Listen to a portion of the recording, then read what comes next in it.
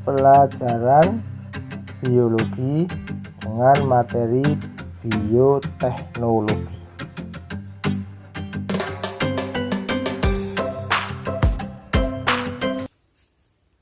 Assalamualaikum warahmatullahi wabarakatuh. Bertemu lagi dengan Pak B. Semoga tidak bosan ya. Semoga tidak bosan, tetap semangat dalam mengikuti konten ini, karena kontennya adalah konten tentang pembelajaran. Jadi Pak B kemarin mengingat kalau hanya diberikan PDF aja, Pak B husnudon nggak dibaca. Ya, kalau upahnya dibaca Pak, alhamdulillah. Pak saya nggak baca yo. Memang itu husnudon Pak B begitu ya. Karena memang Pak B juga tidak bisa melihat secara langsung apakah kalian semua itu semangat belajar atau tidak, karena mungkin belum pernah ketemu gurunya seperti apa, galak apa enggak, baik apa enggak, atau seperti apa. Tapi niat guru semuanya adalah untuk menciptakan atau menjadikan kalian itu menjadi sukses di masa yang akan datang, sukses di masanya.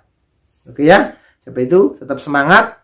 Kali ini Pak B akan meneruskan tentang bab yang ke-6, yaitu tentang bioteknologi. Apa itu bioteknologi? Bio itu hidup, teknologi itu teknologi. Ya, teknologi yang menggunakan makhluk hidup. Gampangnya seperti itu. Nah, jadi pengertian bioteknologi adalah teknologi pemanfaatan mikroorganisme untuk menghasilkan produk yang berguna dan bermanfaat bagi manusia. Gampang, kalau Anda mau lihat tempe, kalau jauh-jauh itu tempe, kecap, oncom, tape, itu adalah produk bioteknologi. Karena apa? Dalam pembuatannya menggunakan atau minta bantuan makhluk hidup berupa mikroorganisme atau jamur. Kalau tempe jamur benang, jamur yang kayak benang itu ya. Nah, kalau ada mau tahu cara membuat tempe gampang. Tapi sayang, tempe sudah di hak cipta oleh orang Jepang. Padahal tempe itu ada di Indonesia. Bahkan Bung Karno mengatakan jangan jadi generasi tempe. Tapi tempe itu kan bergizi tinggi. Jadi tempe itu adalah makanan sejuta umat. Hampir semua umat makan tempe.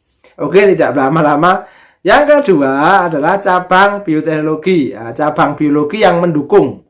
Kalau pernah belajar di semester 1 cabang-cabang biologi, ini yang mendukung. 1, sitologi atau ilmu tentang sel. 2, fisiologi tentang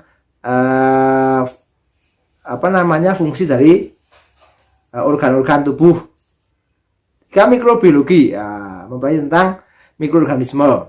4, tentang biologi molekuler, tadi tentang sel, tentang kromosom, DNA. Terus genetika, tentang pewarisan sifat. Terus biokimia, tentang kimia tapi dari makhluk hidup. Terus teknik kimia. Itu adalah cabang-cabang yang mendukung adanya proses bioteknologi. Yang kedua, macam-macam bioteknologi dibagi 2 saja, yaitu biologi konvensional, bioteknologi modern. Cirinya apa? Yang pertama, cirinya bioteknologi tradisional 1, menerapkan teknologi sederhana. Jadi tempe itu sederhana, membuat tempe dari kedelai, direndam, dikukus, nanti dimasukkan ke plastik, dikasih bolong-bolong untuk resapan, atau dimasukkan ke daun, bisa daun pisang atau daun yang lainnya, lalu ditaburi jamur tersebut. Kita namanya ragi ya. Jamur nanti setelah 1 hari nanti akan muncul atau akan terjadi fermentasi. Fermentasi yang baik tidak menimbulkan bau yang busuk dan juga tidak menimbulkan jamur-jamur yang lain selain jamur tadi. Misalnya jamur berwarna hitam, gelap dan sebagainya, itu adalah jamur yang busuk, itu tidak ya. Yang kedua, menggunakan mikroorganisme seadanya. Ya, ragi itu ya, buat tempe ya beli ragi untuk tempe. Buat tape, buat kecap, buat roti ya sebagainya ya. Tuh. Termipan namanya. Terus belum sampai tingkat molekuler, belum lah, langsung ngambil itu dimasukkan nanti fermentasi jadi. Tapi juga sama, biasanya singkong itu dikukus atau dimasak, nanti agak didingan dikit, dicampuri terus ditutup, bisa pakai daun, biasanya dari daun terus pakai plastik, yang rapat. Agar apa? Agar proses fermentasinya itu berhasil dan sukses. Kalau sukses biasanya baunya wangi dan rasanya manis. Itu bisa tape ketan, juga bisa tape singkong.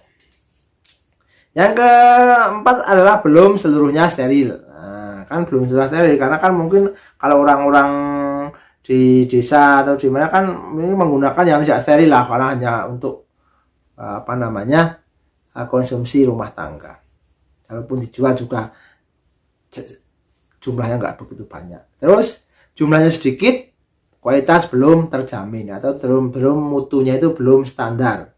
Jadi mungkin buat hari ini tape ketan bagus, besok kurang bagus. Buat hari ini tape singkong bagus, besok kurang bagus. Atau misalnya buat tempe, sekarang tempenya bagus sekali, besok mungkin. Karena kan jaminan kualitasnya belum. Sementara untuk bioteknologi modern itu adalah tadi modern, sudah jelas menggunakan mikroorganisme yang khusus karena memang sudah multi dengan khusus. Tingkat sudah molekuler karena sudah menggunakan berbagai cabang ilmu biologi yang membantunya. Steril lah, banyak, jumlahnya banyak, mungkin pesanan atau memang mau proyek dan sebagainya. Kualitas terjamin. Itu adalah jadi dari bioteknologi modern. Sekarang bioteknologi modern contohnya apa? Contohnya adalah kultur jaringan. Nah, kultur jaringan adalah mengkulturkan atau ini adalah masih berhubungan dengan perkembangbiakan vegetatif yang buatan. Kultur jaringan adalah ada persiapan, inokulasi, pemeliharaan, dan aklimatisasi. Yang biasa dikulturkan adalah biasanya tanaman-tanaman yang bernilai ekonomi tinggi, contohnya anggrek. Dan juga susah untuk berkembang biak, anggrek, terus pisang, terus misalnya tembakau dan sebagainya. Itu yang berekonomi tinggi. Dan yang kedua, yang kultur jaringan adalah rekayasa genetika. Itu ada teknologi DNA rekombinan. Ini bisa menghasilkan sebuah enzim yang sangat berguna bagi orang-orang yang menderita diabetes, yaitu adalah insulin. Hormon ya, enzim hormon insulin. Terus yang kedua adalah transplantasi nukleus. Ini pada berudu. Ada seorang ilmuwan yang meletakkan di berudu sehingga bisa dimanipulasi berudu tersebut. Bahkan kalau ini berhasil bisa juga nanti berudu dicampur dengan genetik kunang-kunang. Nah, nanti berudunya akan transparan dan juga mengeluarkan cahaya. Yang ketiga cloning. Nah, cloning adalah domba doli yang sangat terkenal. Yang keempat adalah teknologi hibridema. Itu menghasilkan antibodi monoklonal. Itu juga digunakan untuk orang-orang yang mempunyai penyakit bawaan yang susah diobati. Terus dampak positif bioteknologi. Nah, pasti punya dampak plus dan minus. Dampak positifnya yang pertama, produk berbagai bidang. Ya, bidang kesehatan, adanya vaksin, ada interferon, antibodi, dan monoklonal dan sebagainya. Itu adalah di bidang kesehatan. Bidang pangan, nah, tadi ada tradisional namanya tempe, tape, keju, oncom, terus kecap dan sebagainya. Terus pertanian, kedelai unggul, melon lambat matang. Kok lambat matang, Pak? Maksudnya lambat matang itu begitu sudah besar, matangnya itu lambat. Sehingga apa? Bisa ketika diantar ke suatu tempat itu tidak cepat busuk. Ada juga melon tanpa biji misalnya, semangka tanpa biji, pembasmi hama tanaman. Yang ketiga tanaman pengikat nitrogen. Nah, tanaman pengikat nitrogen kan banyak ya, yang terutama leguminosae itu kan adalah tanaman pengikat nitrogen. Karena apa? Karena banyak bakteri yang mengikat nitrogen di bintil-bintil akarnya. Sehingga biasanya untuk menyuburkan tanah, tanamilah tanaman-tanaman yang termasuk leguminosae. Yang selanjutnya adalah pengolah limbah. Nah, ada juga pengolah limbah.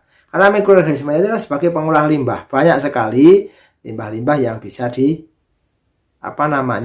diolah dengan bantuan mikroorganisme atau pengurai ya. Nah, terus pemisah logam dari bijinya. Itu juga ada mikroorganisme yang memang khusus seperti itu. Terus bayi tabung. Nah, ada juga bayi tabung juga. Bayi tabung itu apa? Bayi tabung adalah karena keluarga yang dinyatakan dua-duanya itu subur tapi tidak bisa punya anak. Sehingga pertemuan antara sel kelamin jantan dan sel kelamin betina dipertemukan di tabung. Maksudnya di luar rahim seorang bayi perempuannya. Caranya apa? Spermanya diambil, biasanya dibekukan atau diletakkan di bank sperma. Terus pengambilan sel telurnya didahului dengan melalui teknik laparoskopi. Nah, apa itu? Silakan dicek di Google ya. Oke, terus kondisinya disamakan dengan keadaan rahim untuk apa? Untuk mempertemukan sel telur tersebut dengan sperma. Ketika sudah bertemu, sudah jadi, sudah cocok, klik kompatibel jadi embrio, nanti akan dimasukkan ke rahim lagi. Bisa rahim ibunya atau rahim sewaan atau rahim orang lain. Sampai nanti berwujud bayi. Yang lahirnya nanti akan lahir berupa bayi. Dibolehkan Kak? Dibolehkan kalau ini ada syaratnya. Jadi kalau dua-duanya sel spermanya dari benar-benar dari pasangan yang sah. Nah, Pak yang nggak sah, nah, Pak B belum tahu itu hukumnya seperti apa. Ya, itu adalah bayi tabung. Oke, tadi seperti itu. Terus untuk yang dampak negatifnya, nah, itu yang pertama adalah mengancam kelestarian alam. Karena jagung hasil rekayasa dapat membunuh ulat yang tidak berbahaya. Yang kedua, tanaman rekayasa genetik membahayakan burung karena mungkin dimakan burung terus burungnya keracunan atau gimana. Terus agen penyerbuk dapat menyebarkan gen-gen rekayasa. Terus rekayasa dapat menghasilkan gulma-gulma super yang susah untuk ditangani. Oke. Sekarang cara mengatasinya. Cara mengatasinya adalah yang pertama, peningkatan peralatan bertanam yang canggih. Yang kedua, mengembangkan teknik pertanian hidroponik. Nah, maksudnya hidroponik itu ya yang menggunakan bahan-bahan tapi tidak begitu menggunakan yang transgenik tadi. Yang ketiga, menggunakan metode alami untuk menghasilkan tanaman baru. Itu adalah beberapa tentang bioteknologi. Semoga nanti ini sebagai langkah awal, sebagai permulaan, sebagai pembukaan, dan masih banyak lagi tentang bioteknologi, terutama kalau kalian jurusan AI itu sangat luar biasa. Langsung praktek, mungkin kalau tidak pasalnya kan praktek, bisa membuat roti, bisa membuat tempe, bisa membuat tape, oncom, kecap, dan lain sebagainya. Itu bisa langsung dipraktekkan. Atau besok kalau misalnya ada baru bekerja, biasanya akan berhadapan dengan seperti itu. Kalau minuman bisa nata de koko, nata de cassava, nata de soya, dan sebagainya. Nata de koko sudah terbiasa dengan menggunakan air kelapa. Nata de soya dengan menggunakan kedelai. Nata de cassava dengan menggunakan singkong, dan lain sebagainya. Oke, semoga bermanfaat. Nanti kalian silahkan cari tentang cloning, tentang kultur jaringan yang ada di internet untuk melengkapi tugas hari KB. Nanti akan di-sharekan di bagian akhir dari video ini. Semoga bermanfaat, semoga menginspirasi, semoga Anda tetap semangat dalam menuntut ilmu, disiplin, dan juga manajemen waktunya juga baik. Karena apa? Kali ini adalah benar-benar ujian atau tempaan untuk benar-benar kalian itu siap untuk menghadapi masa depan yang lebih baik, masa depan yang lebih sukses, masa depan yang penuh dengan ketidakpastian. See you next time. Semoga bermanfaat, semoga menginspirasi. Kalau ini dianggap menginspirasi, dianggap bermanfaat, kasih like, subscribe, komen. Ya, jangan lupa kasih nama siapa. Oke, seperti itu. See you next time. Assalamualaikum warahmatullahi wabarakatuh. Selamat mengerjakan, semoga sukses.